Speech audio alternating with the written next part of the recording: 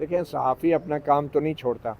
सहाफ़ी तो अपना काम जारी रखता है। 30 साल से यही काम कर रहा हूँ, ज़िंदगी रही तो आइंदा भी करते रहेंगे। ये जो बीच में मामलात चलते हैं, ये शायद कोई पहली बार नहीं है, इससे ज़्यादा सीरियस अटैम्प्ट्स भी हो चुकी हैं। और अच्छी बात यह है कि चलो इस बार कोई कानूनी कार्रवाई हुई है, मगर हमें तो बगैर कानून के भी लापता और गैब रखा गया है। तो बहरहाल एनीवे, मुझे उम्मीद है कि हमारी अदालतें जो इंसाफ़ करेंगी। और अली अशफाक बुखारी साहब ने आज बड़े ज़बरदस्त तरीके से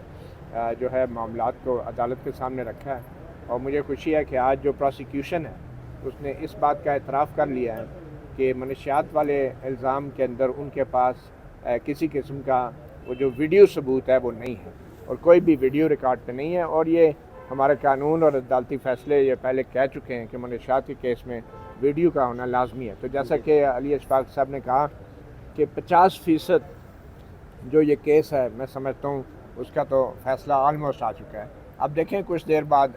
जो है जज ताहिर सिप्रा साहब अपनी आज की कार्रवाई का क्या हुक्मनामा जारी करते हैं। अब्दुल्ला जान साहब, जिस हुकूमत की ज़ेर सरपरस्ती आपके खिलाफ ये मुकदमा बना, वो हुकूमत के अगर मिनिस्टर की बात करें राना सनाउल्लाह, वो तो बयानात खुलेआम उनके टेलीविज़न पे निजी चैनल पे उन्होंने इंटरव्यू देते हुए बताया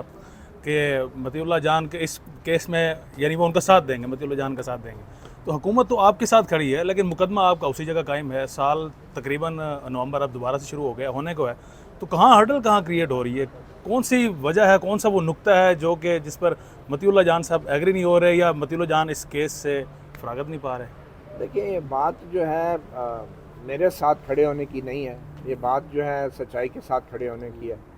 और इसी तरह राना सनाउल्लाह साहब ने अगर कोई बयान दिया, इरफान सदीकी साहब ने जो बयान दिया, तो उन्होंने मेरे ख्याल में हक़ाइक़ को देख कर बयान दिया है, वो कोई मतीउल्लाह के हक़ में बयान नहीं है। तो मुझे यकीन है कि वो कम से कम अपने इस बयान पे ज़रूर कायम रहेंगे, और जब अगर कोई वक्त आया तो वो अदालत में आके भी बात करेंगे।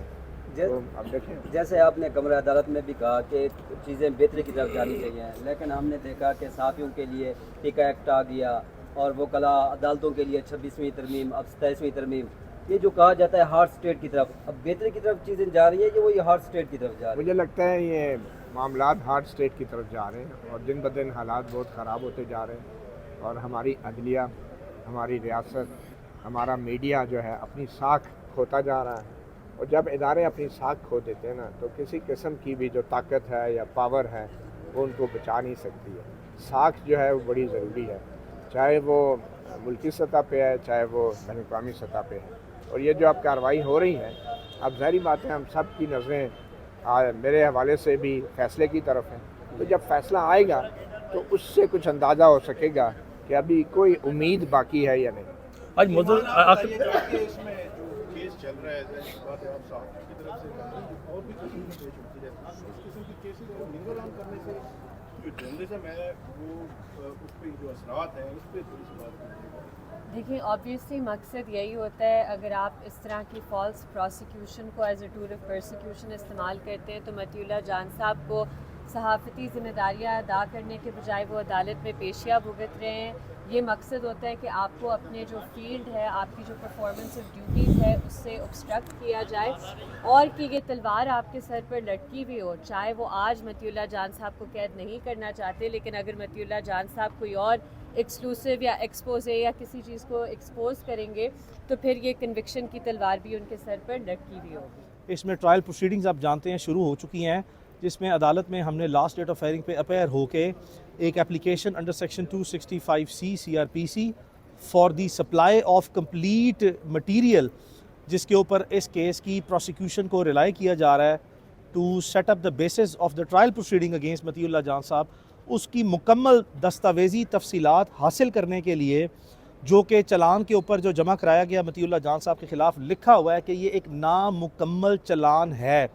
तो इसमें जो ट्रायल प्रोसीडिंग आगे बढ़ रही थी, इनमें इन पैरामीटर्स को सामने रखते हुए अदालत से एक वजाहत जो है वो प्रोसिक्यूशन से तलब किए जाना जो है वो इसका फंडामेंटल ऑब्जेक्टिव था कि ये क्लियर करें अदालत के सामने आके कि जो चलान इन्होंने जमा कराया, जिस सूरत हाल में जिन दस्तावेज़ात और की डिस्क्रिप्शन के मुताबिक जो चलान में लिखी गई की हुई हैं, क्या यही वो तमाम दस्तावेज़ात हैं जिस पर ये ट्रायल प्रोसीडिंग आगे बढ़ेंगी, और there is something beyond that as well. Say for example कि ये वकूआ आप जानते हैं कि एक प्लांटेड वकूआ है और ये एक वाक़या जो बनाया गया, इसको एक जैली स्टोरी, एक जैली वकूआ, फ़र्ज़ी वकूआ बना के मंशियात का केस बनाने की एक नाकाम कोशिश की गई, जिससे मतीउल्लाह जान की जो क्रेडिबिलिटी है और जो इंटेग्रिटी है और जो स्टेटस और पोजीशन है जर्नलिस्टिक वर्ल्ड में, उसको एक अनसक्सेसफुल अटेम्प्ट ली गई डेंट डालने की, जो कि आप यकीनन जानते हैं कि इससे ना ही ये अपनी कोई जो इस तरह की बॉन्डी किस्म की चालें हैं उसमें कामयाब हुए, रादर मतीउल्लाह जान साहब की जो क्रेडिबिलिटी है और जिन्होंने केस बनाया उनकी इंटेग्रिटी जो है क्वेश्चन मार्क हो गई, और जिनके ऊपर बनाया उनकी क्रेडिबिलिटी जो है वो ज़्यादा इन्हांस हो गई है। तो अदालत में लास्ट डेट ऑफ हेयरिंग पे एप्लीकेशन ये फ़ाइल की गई, जिस पे प्रोसिक्यूशन को नोटिस किया गया। अमूमी तौर पर जो प्रोसिक्यूशन है इन केसेस में हमने देखा कि प्रोसिक्यूटर साहिबान जो है इस केस में आते नहीं हैं, लेकिन हमारे पुरजोर इसरार पे कि हमारे केस में भी जो है वो अदम दिलचस्पी है, केस दायर करने का शौक़ पूरा कर लिया, केस की पैरवी करने के लिए कोई प्रोसिक्यूटर नहीं है, उसको तो कम से कम अदालती कार्रवाई को संजीदगी से लिया जाए। आज हमने देखा कि अदालत में प्रोसिक्यूटर साहब भी वो तशरीफ़ लाए और अदालत ने जब उनसे पे दर पे ये सवालात किए कि ये यकीनी तौर पर दुरुस्त है कि जो 265C की जो मैंडेटरी प्रोविज़न ऑफ लॉ है, जिसमें आपने तमाम डॉक्यूमेंट्स की कॉपी देनी है, तो डॉक्यूमेंट्स में कानून शहादत ऑर्डर की 2B को रेफ़र किया कि इसमें document also means all digital documents as well. अगर कोई इस वकूए की जिसमें आपने मंशियात का केस बनाया, एक मैंडेटरी रिक्वायरमेंट है, लाहौर हाई कोर्ट की एक जजमेंट है जाहिद सरफराज केस में, जिसमें ये वाजे किया गया कि तमाम नारकोटिक्स के केसों में आपने जब भी कोई रेड करनी है या इस वकूए की जो भी स्टोरी है, जो उसकी तफसीलात होंगी, उसको वीडियो रिकॉर्ड लाजमी करनी है। ये इसकी मैंडेटरी जो सा है वो इस पे एक अदालत ने एक जजमेंट पास करके कहा कि ये ज़ाब्ते की कार्रवाई से लाजमी मुतलका है कि अगर आपने मंशियात के केस में किसी शख्स के ख़िलाफ़ कोई केस बनाना है और कोई मंशियात की बरामदगी जो है वो उस पर एलर्ज करनी है, तो उस वकूए की वीडियो बनाना लाजमी है। तो ये वो अजम्पशन थी जिसकी बेसिस पे हमने ये एप्लीकेशन फ़ाइल की। अगर इस केस में भी चूँकि चलान के मुताबिक कोई ऐसी वीडियो का मौजूद होना रिकॉर्ड पर ज़ाहिर नहीं किया गया, इस इबहम को दूर करने के लिए हमने ये एप्लीकेशन अदालत में दी। अगर इस मन गढ़त फ़र्जी वकूए की खुद साख्ता वीडियो भी कोई मौजूद है तो वो भी अदालत के सामने लाई जाए, जो कि लाजमी है at this stage of the trial. क्या केस की कार्रवाई की इसी स्टेज पर हम अदालत के सामने जो है वो इस मुद्दे को एजिटेट करें। तो आज उसके रिस्पॉन्स में प्रोसिक्यूशन ने अदालत में वाजे कर दिया और 50% से ज़्यादा अपना केस जो है वो प्रोसिक्यूशन ने कंसीड करके कोलैप्स कर दिया कि जो फंडामेंटल रिक्वायरमेंट थी इस केस की, to the extent of narcotics allegation के कुछ 246 ग्राम आइस जो है वो बरामद की गई है मतीउल्लाह जान साहब की उस गाड़ी से जिसके ऊपर ये बैठे थे, और इनको निकाला बाहर और ये सारे इल्ज़ामात लगाने के बाद वापस उसकी छानबीन की गई। तो अपनी ही सीट के नीचे मतीउल्लाह जान साहब जो है वो 246 ग्राम आइस जो है वो रख के है। आप जान सकते हैं कि मतीउल्लाह जान साहब से आइस बर्फ़ जिसको कहते हैं वो तो बरामद हो सकती है, उस पर हमारा कोई इतराज़ नहीं है, लेकिन ये जो नारकोटिक्स वाली आइस है, this is I mean it is a cock and bull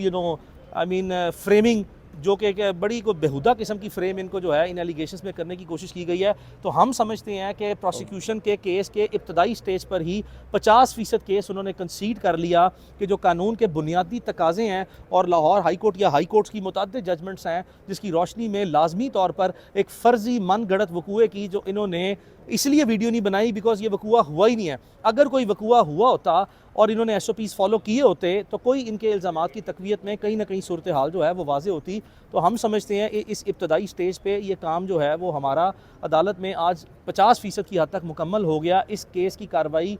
को आगे बढ़ाने के तकाज़ों को पूरा करने के लिए, या इस केस को अब वो आगे बढ़ने के तकाज़े मतीउल्लाह जान साहब की बरियत से मुतल्का हैं, या इस केस में मज़ीद थोड़ी सी कार्रवाई जो है जो बाकी रहती है उससे मुतल्का है। दूसरा, हमारा अदालत के सामने आज एक एप्लीकेशन हमने दी है कि ये वकूआ जो है वो पिछले साल 1 साल पहले नवंबर के महीने के आखिरी हफ्ते में 27-28 नवंबर का फ़र्ज़ी वकूआ बनाया गया। अब इस फ़र्ज़ी वकूए में हमने मतीउल्लाह जान साहब ने अपनी जो इनका फ़र्स्ट वर्शन था या जो वर्शन ऑफ एक्यूज़ होता है कि जब भी उस पर कोई इल्ज़ामात लगाए जाते हैं दौरान तफ्तीश तो उसका मौक़िफ़ हासिल किया जाता है। तो इस केस में मतीउल्लाह जान साहब का किसी तरह का कोई मौक़िफ़ जो है वो सफ़े मिसल पे मौजूद है ही नहीं। A और B, मतीउल्लाह जान साहब ने IG इस्लामाबाद को भी एक एप्लीकेशन दी है कि बराए मेहरबानी कि उस दिन जो ये फ़र्ज़ी रस्मी अलामती व मन गढ़त किस्म का खुद साख्ता वाक़या आपने जो है वो तराश लिया है, इसकी बाबत जो है अपने ही केस को हम ये प्रोसिक्यूशन को ऑफ़र कर रहे हैं, अपने केस को स्ट्रेंथन करने के लिए। जो साकिब बशीर साहब या मतीउल्लाह जान साहब हैं, ये चूँकि दोनों ही उस दिन इनकी लोकेशन जो है वो दोनों की मौजूदगी साथ साथ थी और मुकम्मल तौर पर साथ रही है, तो उसकी कॉल डाटा रिकॉर्ड और लोकेशन भी जो है वो बराए मेहरबानी, चूँकि मोबाइल भी जो हैं वो मतीउल्लाह जान साहब के पास ही एट ऑल टाइम्स जो हैं वो रहे हैं, तो उसकी कमो बेश जो है वो CDR और लोकेशन भी अदालती रिकॉर्ड पर रखी जाए, जो कि जानते बूझते हुए, चूँकि मैं फिर आपको कह रहा हूँ ये सारी कौम जानती है कि ये एक फ़र्जी, रस्मी, अलामती और मनगढ़ंत किस्म की कहानी है और इसमें कोई सबूत नहीं है सिवाय 4 पुलिस एहलकारान जिनकी भी हम बहुत इज़्ज़त करते हैं, उनकी भी हम जो है वो आम हालात में, अमूमी हालात में, not in exceptional circumstances but in general circumstances, उनकी भी गवाही की जो है वो हम इज़्ज़त करते हैं। लेकिन इन एक्सेप्शनल सर्कमस्टांसेस में हमने देखा कि जो स्टेट मशीनरी है that has been misused and abused and they have been used in such cases, उनको भी जो है एक एडमिनिस्ट्रेटिव टूल की तरह जो है वो इस्तेमाल किया जाता है और उनको पता भी नहीं होता कि उनके नाम की बेशुमार ऐसे पुलिस एहलकार है जिनके नाम की अदालती रिकॉर्डों पर या पुलिस के रिकॉर्ड में गवाहियाँ डली होती हैं, उनको पता भी नहीं होता कि कोई ऐसा वकूआ हुआ है या नहीं हुआ। तो ये भी हमने एप्लीकेशन दी है कि इसके फेयर ट्रायल के तकाज़ों को मद्देनज़र रखते हुए, चूँकि हम समझते हैं कि 20-25 दिन जो हैं वो इनकी retention of that call record data और लोकेशन जो है वो अभी एक उसकी मियाद बाकी है, इसी वजह से हमने केस की इब्तदाई स्टेज पर अदालत में ये दरख्वास्त की है कि अदालत ये तो नहीं कह सकती कि अदालत की हदायत के मुताबिक जो है तफ्तीश इस तरह नहीं की जाए तो उस तरह की जाए, ये नहीं कह रहे, लेकिन कानून के मुताबिक अगर हमारा कोई वर्शन है उसको रिकॉर्ड पर लाया जाए और ख़ास तौर पर कि ये जो कॉल डाटा रिकॉर्ड और लोकेशन लेने के लिए जो है वो अदालत इनको एक हुक्मनामा जारी करे कि इसको रिकॉर्ड का हिस्सा बनाया जाए, और ये भी हमने टाइमली प्रोसीडिंग कर दी है। तो ये प्रोसीडिंग जो है वो अदालत में इस वक्त तक जो है वो चली हैं, जिस पर अदालत ने हमारी दरख्वास्तों की समाअत करने के बाद जो है वो अपने ऑर्डर को रिज़र्व किया है और कहा है कि वो फ़ैसला सुना देंगे और मज़ीद तारीख़ के लिए जो मज़ीद कोई कार्रवाई होगी वो उस ऑर्डर की रोशनी में जो है वो हम उसको अपनी स्ट्रैटेजी को फर्दर सेटअप करेंगे। Thank you.